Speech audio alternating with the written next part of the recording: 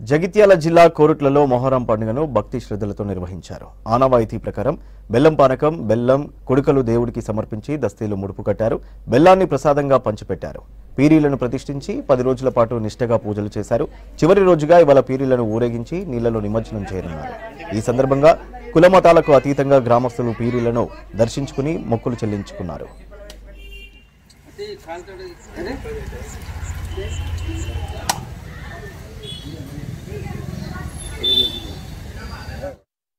देख के ये रूम धोके अच्छा इसको धोके करके सब बिठा दे नाल बिठा के 10 दिन रोजा ఒక్కపోతు ఉండి 10 రోజులు ఒక్కపోతు ఉండి నిండి మంచిగా నియత్తోని పబ్లిక్ మా దగ్గరికి వస్తారు. మొత్తం చేస్తారు. చేసినాక 10 రోజులు కూకుండా పెట్టినాక నీళ్ళలో వేసేస్తారు. ఎంటికలు తీస్తారు. కొడుకు బిడ్డన పుడితే కందోరా చేస్తారు.